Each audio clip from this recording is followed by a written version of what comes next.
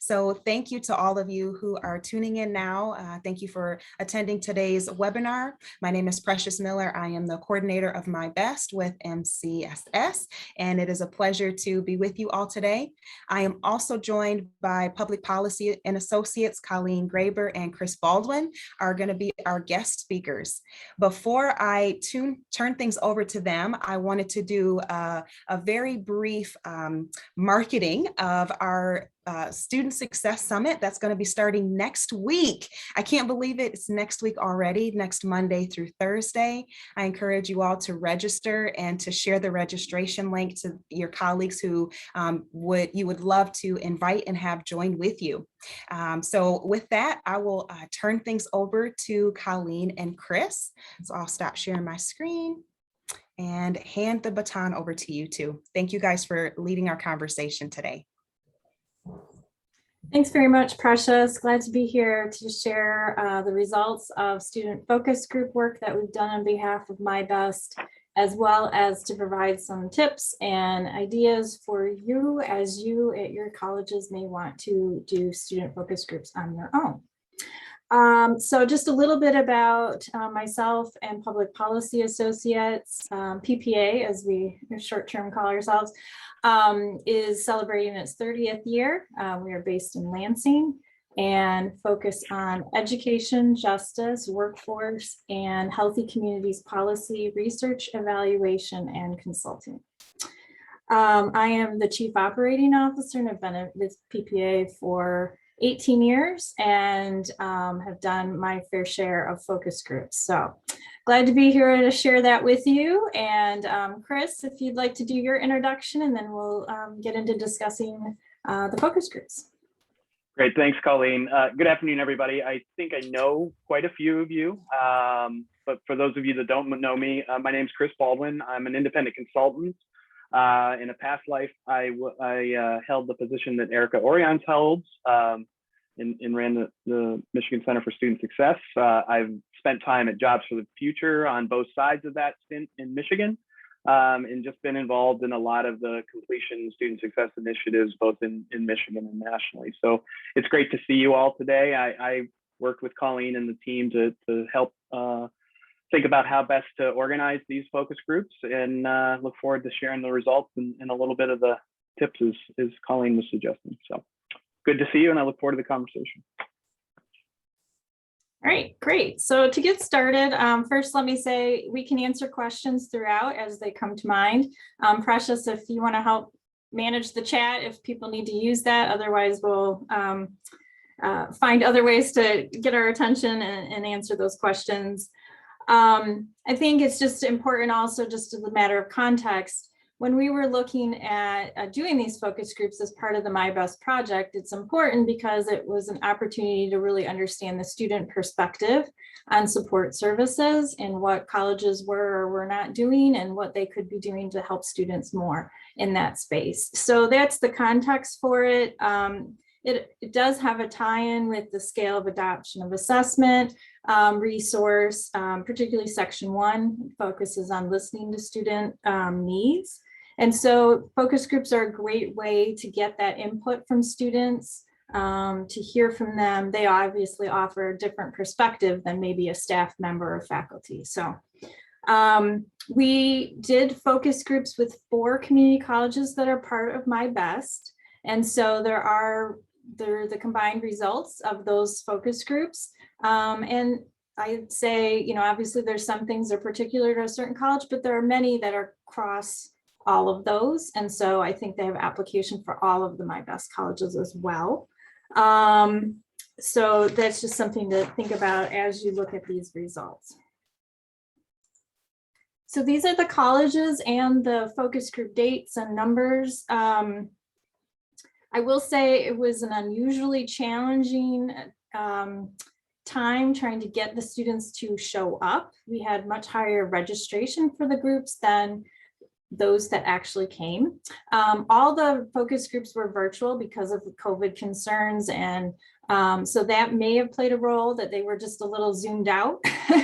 We're not sure, but that's something that we also put in our report, which you can get through Precious, that there was this high no-show rate. And so there's a number of things you can do to try and mitigate that, but it is something that we noted.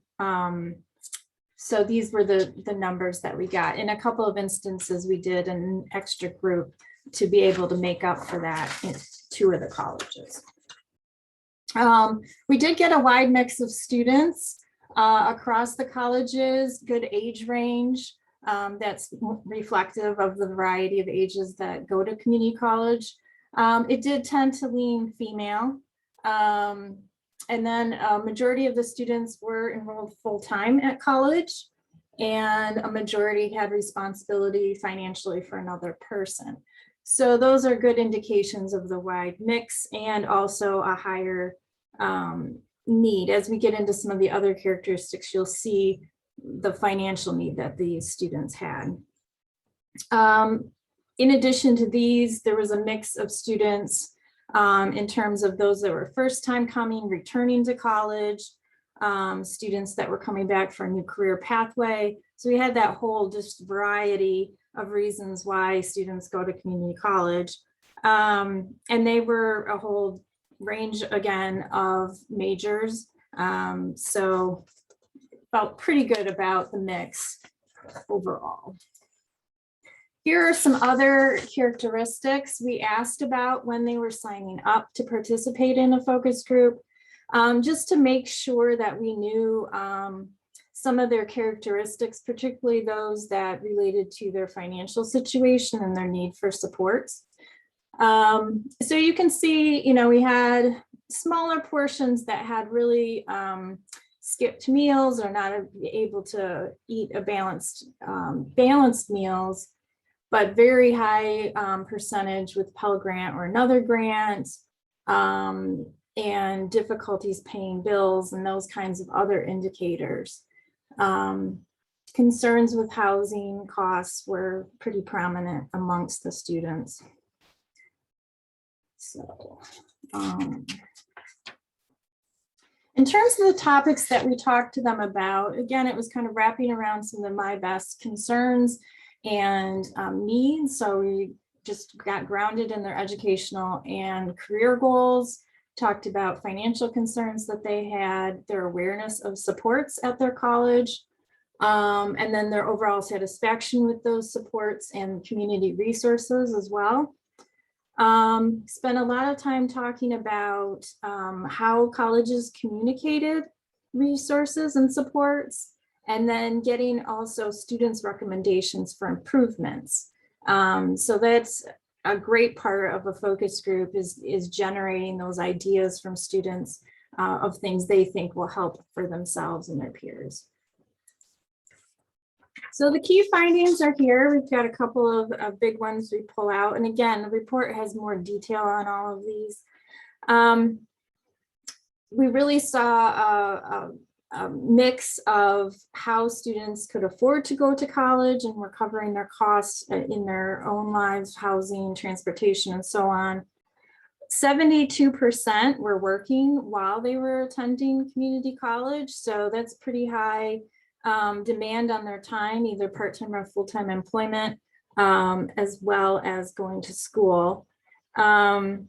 Their top financial worries, as I mentioned, were housing and paying for utilities.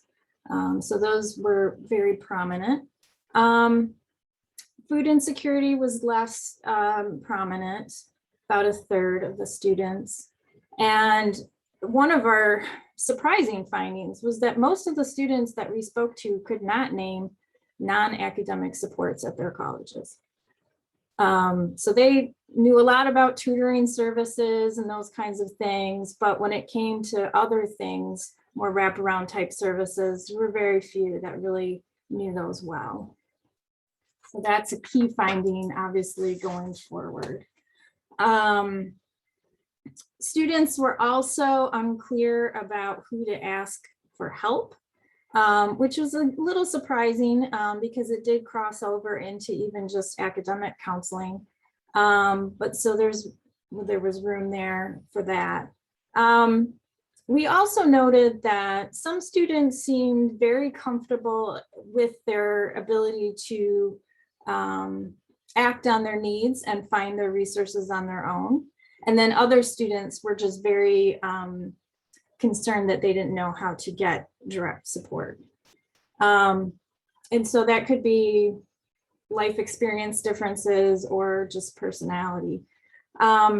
There's a wide range of ways that students suggested getting information from colleges about supports. And so those are listed here on the slide. It's pretty much anything you can think of to connect with them, either in person or virtually. And I think it's a case of many different modes is important, because some students read their emails, some don't. Some like getting text, some will ignore it. You know, I mean, so those kinds of things we heard from students. They just have different ways of going about looking at information. And so, but websites are pretty prominent as places to go when they were looking for something. Recommendations that we had included, and this again is across all of the 4 colleges, but I think would, and we'll talk about this more today, but it's an opportunity for other colleges to reflect. You know, creating a list of community resources with direct links on the college website and or other platforms that the students use regularly is a way to increase exposure to the students of what those supports are and make it easy for them to connect to them. One thing that came up in the focus groups, which could be very helpful when you're looking at changing websites, because one of the problems that students had was where to find information on this college website. And so a way that you can deal with that is to test those changes. Like, we're going to put it over here. Where can you find it? You know, do you see where you go? And kind of test that process with them from as a user to make sure that it's going to achieve what you hope it will. Just generally increasing communication with students is another recommendation through a variety of approaches. We did talk to the students about what timing during a semester might they want to hear about some of these things. And so there's different opportunities. There's before classes really get going, you know, might be more when somebody has financial aid questions or some other financial concern. As you get into the semester a little bit, there's other things that might be coming up that become barriers to getting to class. And that's an opportunity to communicate. And then farther in, it might be stress due to finals or whatever. So there's a lot of different points at which students saw some opportunity. And I think the big takeaway is it's not like a one and done at the beginning of the semester and then they're going to remember. You know, they need that reiteration throughout, and you know, different things to catch their attention. Another one that came up a lot, and again, this may pertain somewhat to the COVID situation, but there was an emphasis in talking to the students about needing to know where mental health services were and that making sure that they had access to that.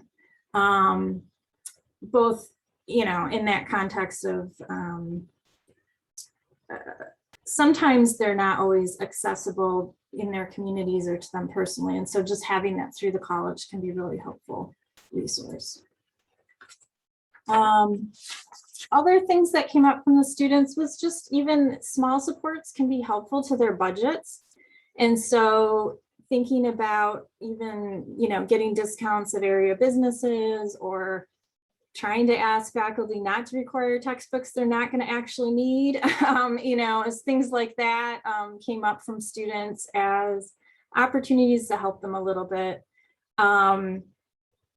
Also making sure that faculty and advisors know how to refer students to other supports. That also came up as a need. There's little bits of gaps in there where students fall through the cracks. Also, because we talk to a range of ages from really, you know, traditionalist college age students to much older students, they do require a different menu of supports and, you know, the ability to access something independently or the ability to get some help along the way. So it's an opportunity to kind of expand the thinking about what constitutes a support. there were a number of issues with instructors, for example, that students mentioned. So it's sort of academic, but it was really more the nature of, how do I deal with this person that I feel in conflict with? And then how do they resolve that? Technology support services were a bigger deal for the older students. And then just offering things like study tips and so on. So it can be kind of an expanded range and not necessarily just about a food pantry or something like that. So those are the recommendations from the focus groups. I would say one other thing about this is that when we think about focus groups in this context, this is an opportunity to look at recommendations for potential changes or modifications. And then once those things occur, you could then do another round of groups with students to see the impact of those, like maybe at the end of the school year, if you implement some changes at the beginning. So it's an opportunity to kind of keep that continuous improvement cycle going. I think at this point, if anybody has any questions, we could take those, and then we're going to hear from some of the colleges that participated in the focus groups. I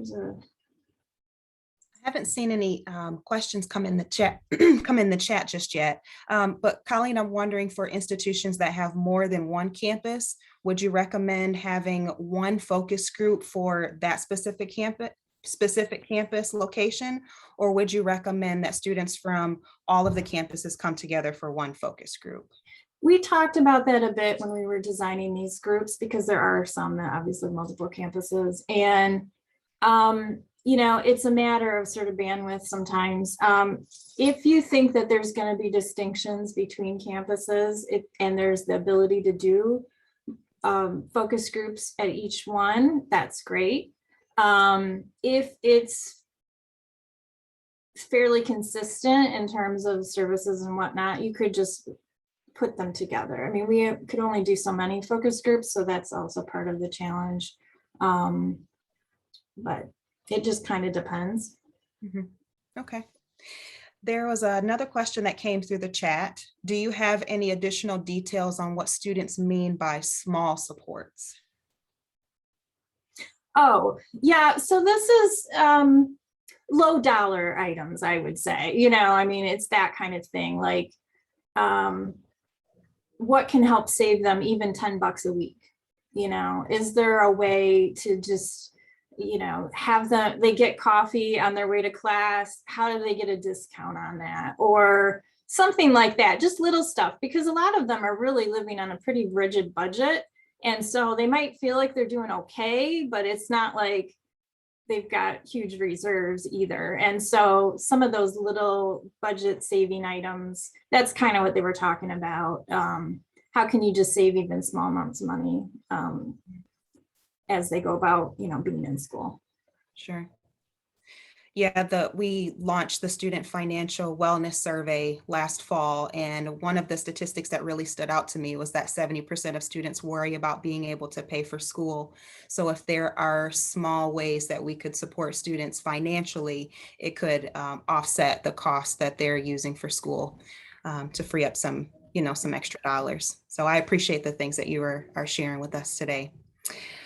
We don't have any additional questions in the chat just yet, but if you think of any questions, you can feel free to pop them in. We have a couple of individuals who are going to share with us from OCC as well as KVCC.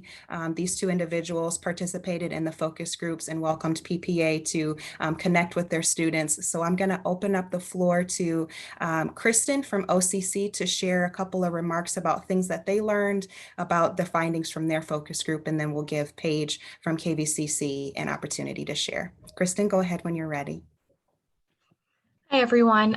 Lori and Bev share their apologies. They wanted to be here. We're having our Welcome Week activities right now, so they are flying between campuses as fast as they can.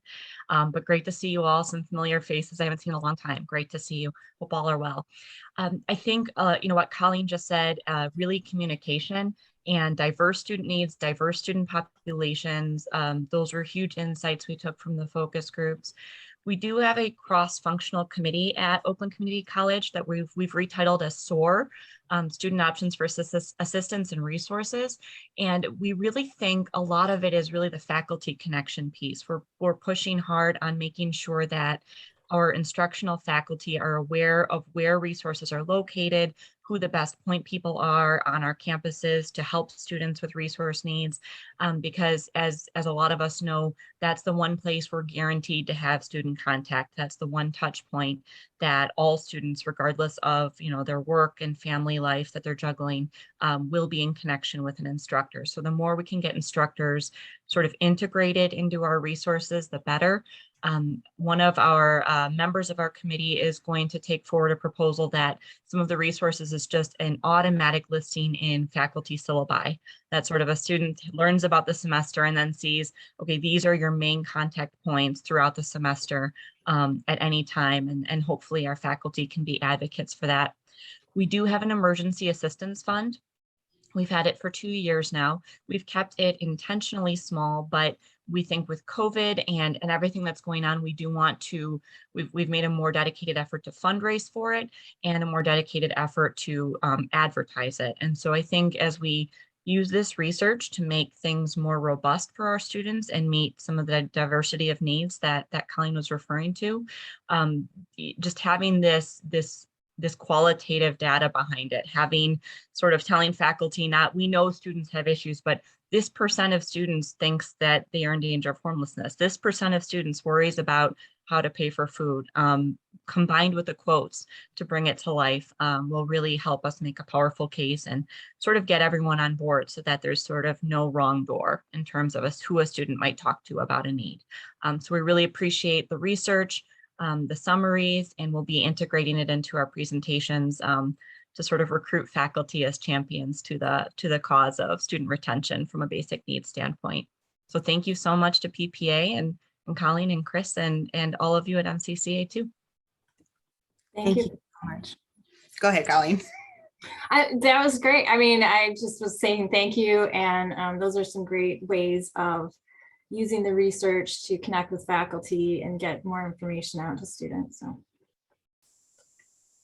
I agree. I couldn't have said it better. Paige from KVCC, would you mind sharing a little bit? Sure, Precious. Thank you so much. Good afternoon, everyone.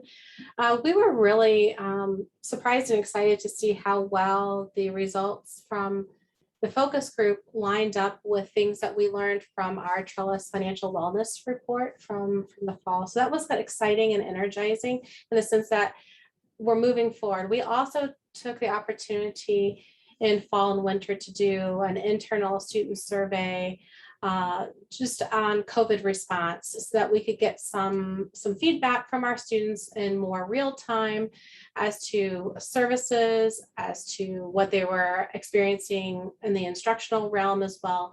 And I'm happy to say that also triangulates with information from this as well. So that is good. From this, what we're looking at is how we strategically get all of this information out to groups across the college in a digestible, usable way. So it's one thing then just to talk about in meetings, the Trellis Financial Wellness Survey, the PPA focus group results, our internal survey results, but how do we collect it together to really create and paint pictures of our students so that we can have the largest impact and beginning and doing that with our faculty leadership, faculty as a whole, our student services leadership, student services as a whole, and really helping again to paint the complete picture of our students. So that's something that we are strategically working on over the next several months. We also, it was interesting in our recommendations that did talk about being more transparent with our fee structure, and which is great. We have made headway on that with some innovativeness from our chief financial officer, as well as input from our services areas, as well as instruction. So we've been able to streamline the fee, how we explain it. We've collapsed fees into one, so they're not multiple fees or it feels like it's hidden. It's just out there for students. We can easily explain it across the institution. We also are able to take a look at how historically we looked at online fees versus the world that we live in now during pandemic and post-pandemic, and really think about that structure and approach it differently. Some of the recommendations from this also has to do with the communication piece. We have received feedback from a number of different avenues of the student newsletter that we continually send out twice a month for our students, called the In Focus.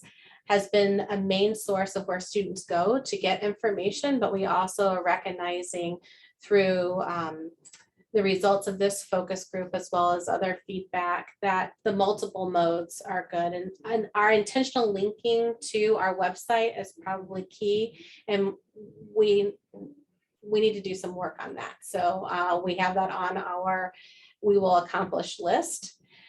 And also thinking about the advertising in multiple ways. When we had our welcome tables to kick off this fall semester, we did some intentional little flyers about our Valley Cares, which is the stimulus or the CARES Act money for our students, and being able to have that inform the folks that were volunteering at our welcome table what that was about, how to apply. We've streamlined that application for students to get money in the hands of our students, and we saw an increase in response because of that, just a different mode of communication in addition to our newsletter, and also getting the information out to our faculty.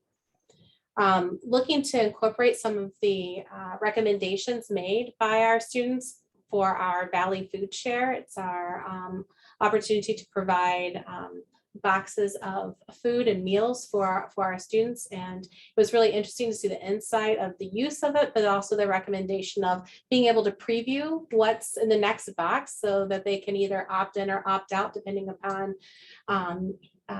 dietary restrictions and that sort of thing. So that was really interesting and something that we can put into place.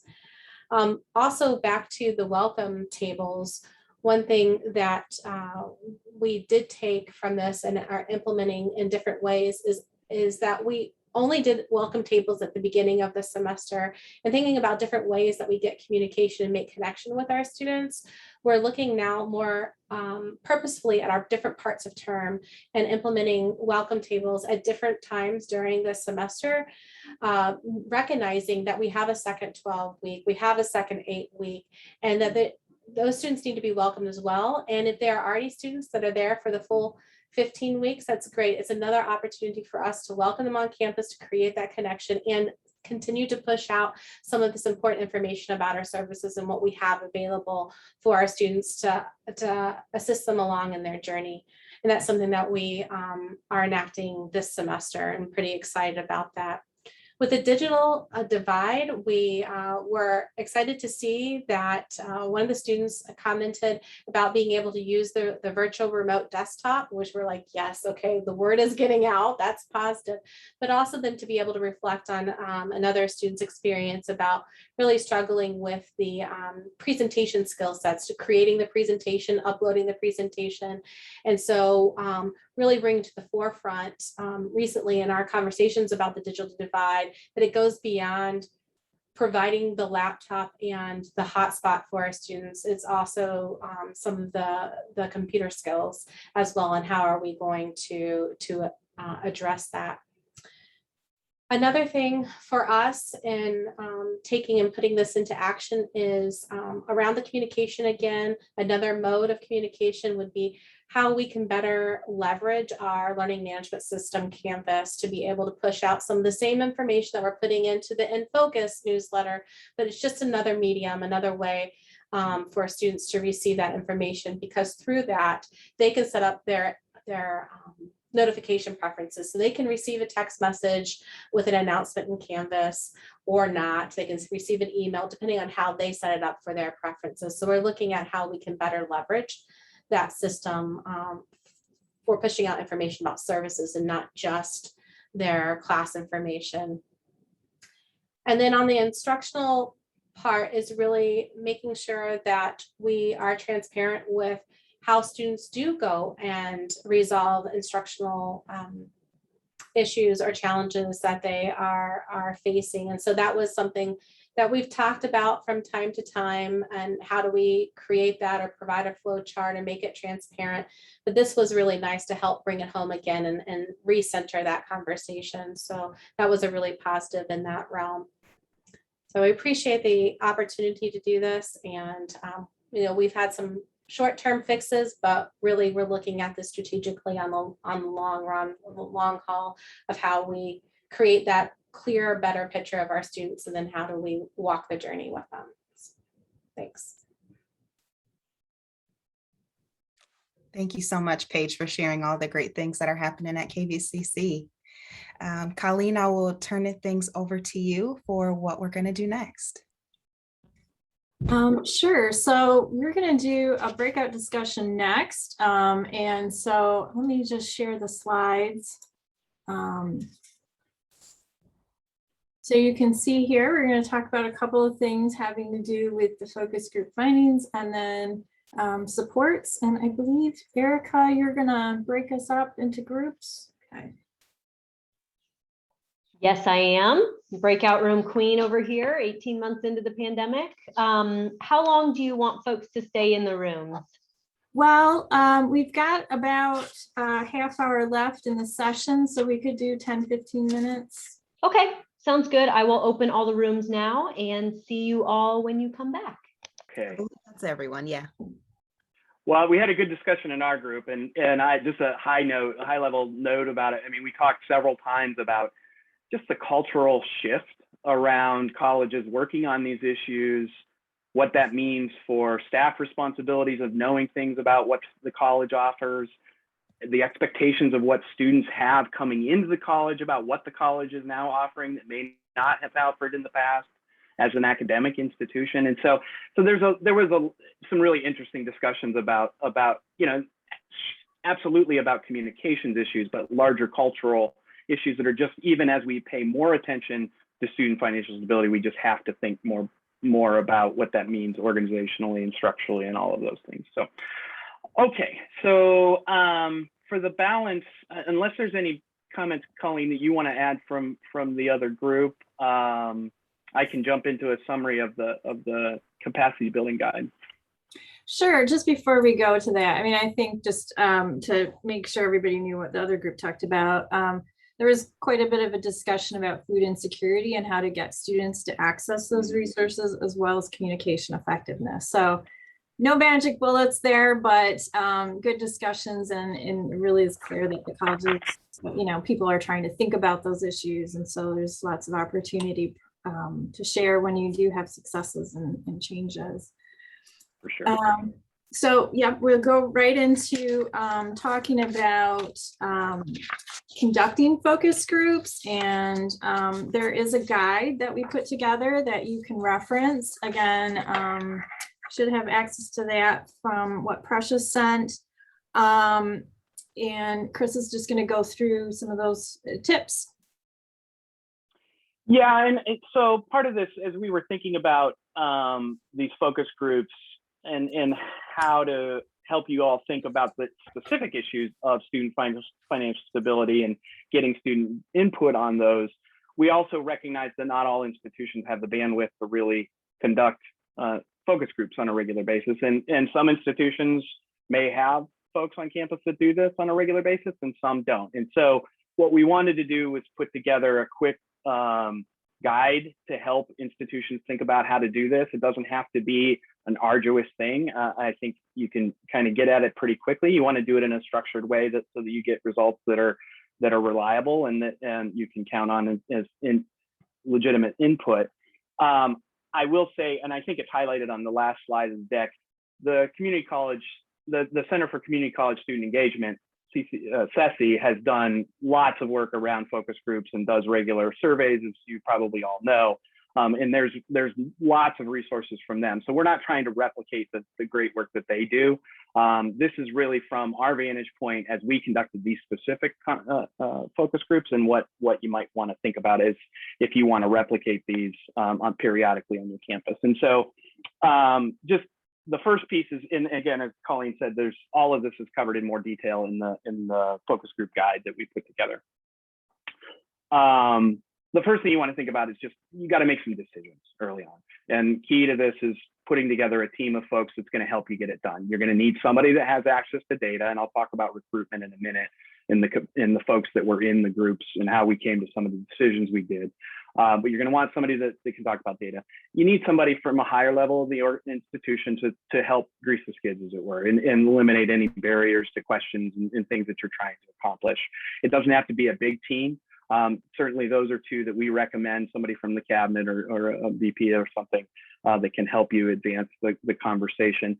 The other piece is you want some content expertise. And I think all 4 colleges that were involved, there were individuals that were specifically involved with specific programs that they were trying to embed and get information about. And so you want to have those folks in the room. And then if you're going to be facilitating these yourselves, it's probably helpful to have that person that's the facilitator engaged from the start. Format and topics. What I'm talking about here could be applied to any kind of focus groups, any topics, but obviously ours were focused on student financial stability, given the My Best focus. But the format, Colleen mentioned this as she was going over the results. You know, the big issue on the formats is that you're really either in person or you're not. And in this environment, we had to go with the virtual settings. That has its advantages in that, you know, in theory, you can get students to engage more easily. The flip side is they can ghost you, and they did repeatedly. And so I think it's partly because everybody's zoomed out, partly because it's actually lower stakes. They don't have to get in their car and go somewhere, which can be a challenge if you want them to be there in person. But so you just have to make those decisions. If you're going to have it in person, obviously you need to have a dedicated space to do it. Really think through the logistics of that and be thoughtful about helping the students along the way, parking and all of those kinds of things. The number of groups, Colleen also mentioned this. I'll just say, you know, we did 2 for each of the 4 colleges. And so, you know, depending if you have multiple campuses, you might want to, if you're doing these yourself, you might want to have one on each campus. On some level, I would recommend that, particularly if your services are different on different campuses. If you have a hub on one of the campuses and not every campus has access in a physical way, it's probably important to really think about differentiating the groups by the different campuses. But there's no magic number to the number of groups. You don't need 40. 2 is a good number. You can get a good cross section of folks. It just depends on your topic and how much input you really want to get. Timing is an important issue.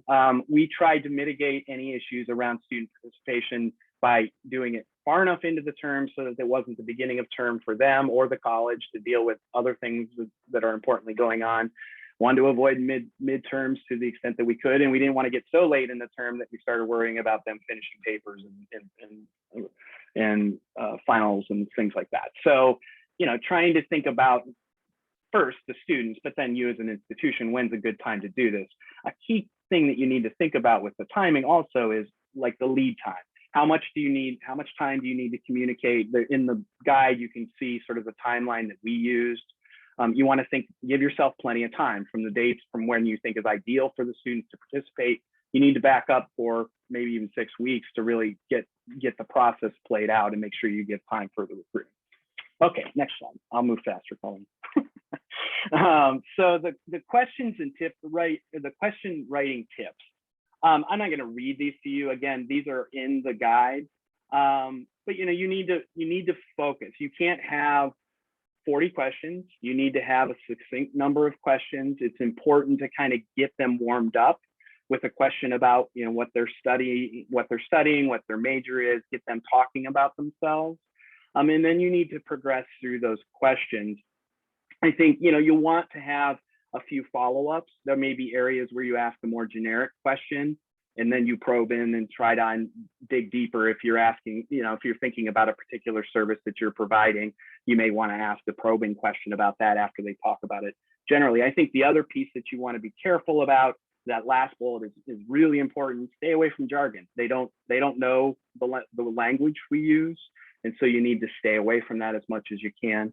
And you also don't want to ask leading questions. You want to get an honest interpretation from them. So you need to think about what kind of language there is in those tips or in the questions. I'm sorry. Okay, next slide, please. So recruiting your students, you know, this depends on what you're after. Obviously, with this topic and this focus, we were really interested in getting students that were likely to be low income, that likely had either food insecurity or some sense of financial instability. We were trying to get a sense from that. If you have lists, if you track students' use of services, I think that was a really important piece here, but we included that. Pell eligible, Pell recipients was also an important filter for us. You want them to be familiar with the college. So we purposely didn't want first semester students. We wanted to get in further so that they had some familiarity, because if they're just fresh to the institution, chances are they're not going to know anything. We still had that challenge, and we had students that were in their second, third, and fourth terms. So you want a background, a mix of backgrounds in terms of race, gender, and age.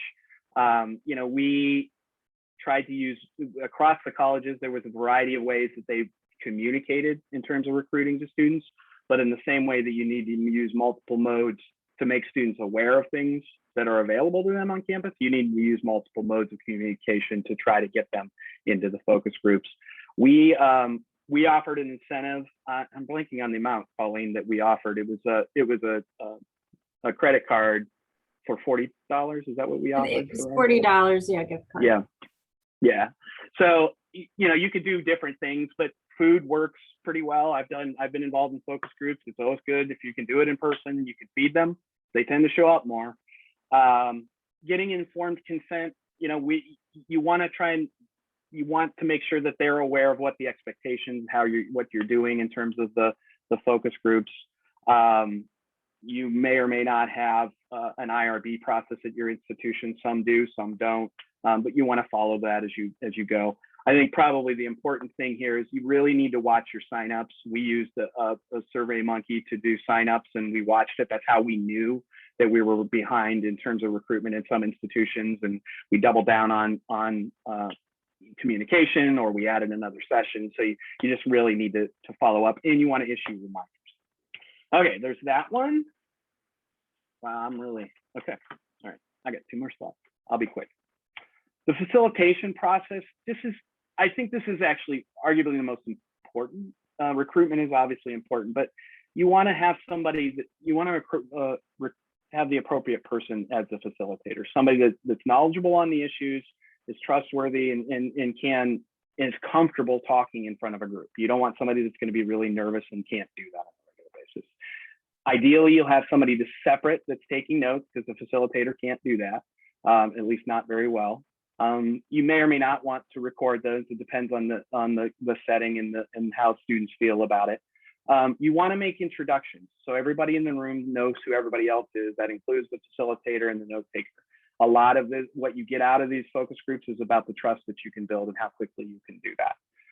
Stay on the questions that you set up. If you go off script, you're not going to get consistent information across the session. So stick to the script that you went in with.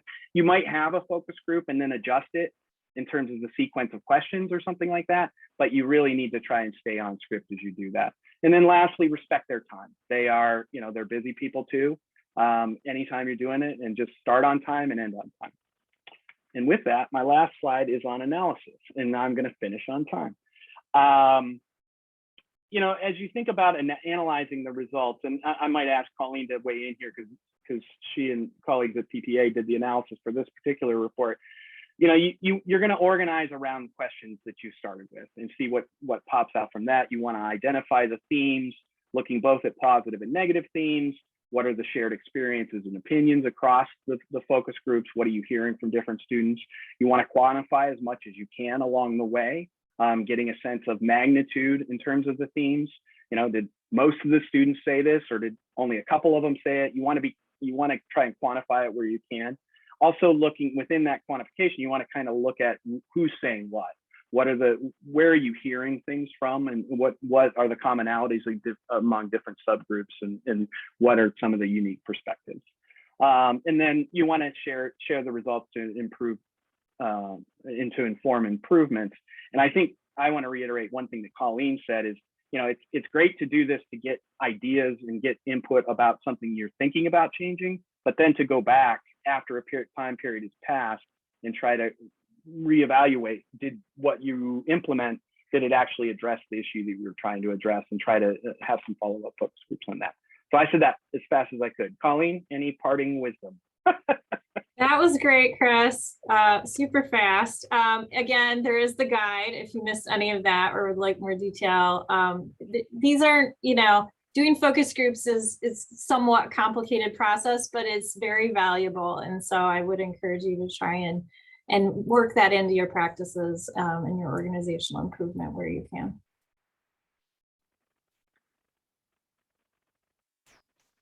Okay.